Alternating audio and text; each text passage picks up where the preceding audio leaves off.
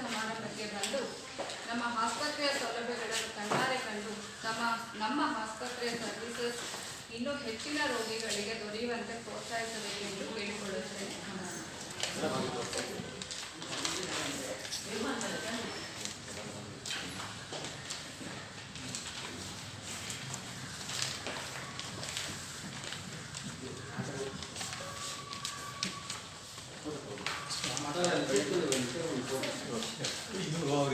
ಈಗ ಬಂದವ್ರಿಗೆ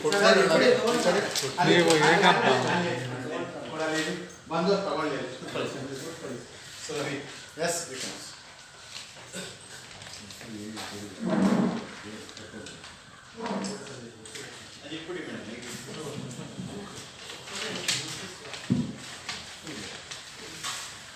madam Shankara foundation ಏನಾದರೂ ವರ್ಕ್ಶಾಪ್ ಏನಾದ್ರು ಅವೇರ್ನೆಸ್ ವರ್ಕ್ಶಾಪು ಇಲ್ಲ ಅವೇರ್ನೆಸ್ ಪ್ರೋಗ್ರಾಮ್ಸು ಏನಾದ್ರು ಮಾಡಿದ್ರಾ?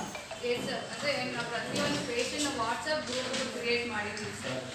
ಅದರಲ್ಲಿ ಪ್ರತಿಯೊಂದು ಕ್ಯಾನ್ಸರ್ನು ಆ ಕ್ಯಾಟಗರಿ ಪ್ರಕಾರ ವಿಧವಾದ ಕ್ಯಾನ್ಸರ್ ಭಾಗಗಳನ್ನಾಗಿ ಮಾಡಿ ಅದರಲ್ಲಿ ಏನೇ ಒಂದು ಇನ್ಫಾರ್ಮೇಷನ್ ಬಂದು ಆ ಗ್ರೂಪಲ್ಲಿ ಶೇರ್ ಮಾಡ್ತಾ ಹೋಗ್ತೀವಿ. ರೆಗ್ಯುಲರ್ ಆಗಿ ನಮ್ಮ ವೆಬ್ಸೈಟ್ ಅಲ್ಲಿ ಎಜುಕೇಶನಲ್ ಮೆಟೀರಿಯಲ್ ಡಾಕ್ಟರ್ ಇಂಟರ್ವ್ಯೂಸ್ ಎಲ್ಲ ಅಪ್ಲೋಡ್ ಮಾಡ್ತಾ ಇರ್ತೀವಿ. ಸೊ ವೆಬ್ಸೈಟ್ ಅಲ್ಲಿ ನಿಮ್ಗೆಲ್ಲ ಮಾಹಿತಿನೂ ಸಿಗುತ್ತೆ ಅದ್ರ ಬಗ್ಗೆ, ಯಾವ್ದಾವ ವಿಡಿಯೋಸ್ ಇಂಟರ್ವ್ಯೂಸ್ ಎಲ್ಲ ಅಪ್ಲೋಡ್ ಮಾಡಿರೋದು. ಮತ್ತೆ ಈ ವಾಟ್ಸಪ್ ಗ್ರೂಪಲ್ಲಿ ಪೇಷಂಟ್ ಎಜುಕೇಷನ್ ಮೆಟೀರಿಯಲ್ ಅಂತಲೂ ಸಹ ನಾವು ಶೇರ್ ಮಾಡಿರ್ತೀವಿ ಸರ್.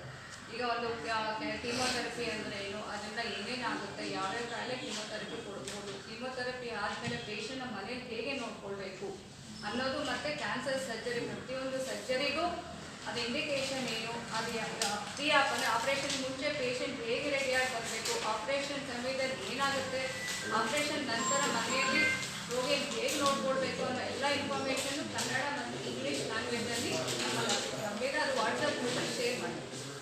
ಅದೇ ಥರ ರೇಡಿಯೋಥೆರಪಿಗೂ ಸಹ, ರೇಡಿಯೋಥೆರಪಿ ಅಂದರೆ ತುಂಬ ಜನಕ್ಕೆ ಅದ್ರ ಬಗ್ಗೆ ಅಂತ ಹೆಚ್ಚಿನ ಮಾಹಿತಿ ಇಲ್ಲ. ಸೊ ಎಲ್ಲರೂ ಕರೆಂಟ್ ಟ್ರೀಟ್ಮೆಂಟ್ ಅಂತ ಕರಿತೀವಿ. ರೇಡಿಯೋಥೆರಪಿ ಅಂದರೆ ಏನು, ಅದು ಯಾವ್ಯಾವ ಕಾಯಿಲೆ ಕೊಡೋಕ್ಕಾಗುತ್ತೆ, ಕ್ಯಾನ್ಸರ್ ಪೇಷಂಟು ರೇಡಿಯೋಥೆರಪಿ ತಗೊಂಡ್ಮೇಲೆ ಏನೇನು ಸೈಡ್ ಎಫೆಕ್ಟ್ಸ್ ಆಗುತ್ತೆ, ಆ ಸೈಡ್ ಎಫೆಕ್ಟ್ಸ್ಗೆ ಭಯಪಡೋಂಥ ಅಗತ್ಯ ಇಲ್ಲ. ಆ್ಯಕ್ಚುಲಿ ರೇಡಿಯೋಥೆರಪಿಲಿ ಅಂತ ಏನೂ ಸೈಡ್ ಎಫೆಕ್ಟ್ಸ್ ಇಲ್ಲ. ಆಗುವಂಥ ಚಿಕ್ಕ ಪುಟ್ಟ ಸೈಡ್ ಎಫೆಕ್ಟ್ಗಳನ್ನು ಹೇಗೆ ನೋಡ್ಕೊಳ್ಬೋದು ನಮ್ಮ ಮಾಹಿತಿಯನ್ನು ಸಹ ನಾವು ಅದಕ್ಕೆ ಕಡಿಮೆ ಮಾಡ್ತೀವಿ.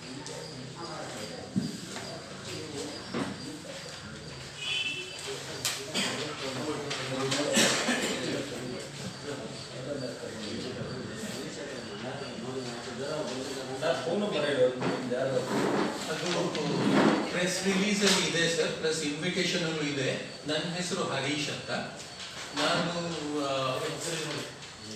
ಶಂಕರ ಕ್ಯಾನ್ಸರ್ ಫೌಂಡೇಶನ್ ನಲ್ಲಿ ಕಾರ್ಪೊರೇಟ್ ಸೋಷಿಯಲ್ ರೆಸ್ಪಾನ್ಸಿಬಿಲಿಟಿ ಹೆಡ್ ಆಗಿ ಕೆಲಸ ಮಾಡ್ತೇನೆ.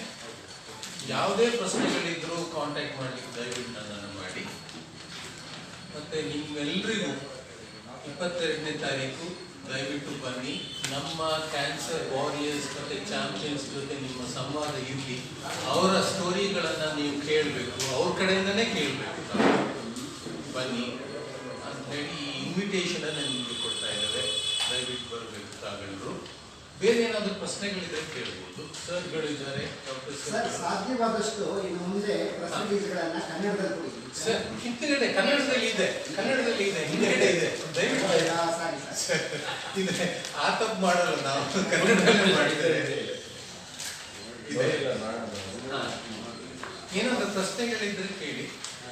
ಇದು ನಮ್ದು ನಾವು ಕೆಲವರು ಮೊದಲಿಗೆ ನಾನು ಹೇಳ್ತಾ ಇದ್ದೆ, ಈಗ ನೀವು ಹೊಸದಾಗಿ ಬಂದಿದ್ದೀರಾ, ಬಿಟ್ಟೋಯ್ತು ಅಲ್ಲ, ಬಿಟ್ಟು ಸರ್. ಈಗ ರೇಡಿಯೋಥೆರಪಿ, ಕಿಮೋಥೆರಪಿ, ಬ್ಯಾಕೋಥೆರಪಿ ಎಲ್ಲವನ್ನ ಬಿಟ್ಟು ಹೊಸದಾಗಿ ಯಾವುದನ್ನ ಆವಿಷ್ಕಾರಗಳಾಗಿದ್ದಾವೆ ಕ್ಯಾನ್ಸರ್ ಸರಿಯಾಗಿ ಅಡ್ರೆಸ್ ಮಾಡಲಿಕ್ಕೆ?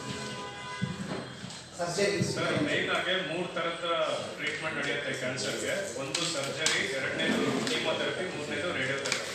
ಸರ್ಜರಿಯಲ್ಲಿ ಅಡ್ವಾನ್ಸ್ಮೆಂಟ್ ಏನು ಅಂದರೆ ರೊಬೋಟಿಕ್ ಸರ್ಜರಿ ಅಂತ ಬಂದಿದೆ.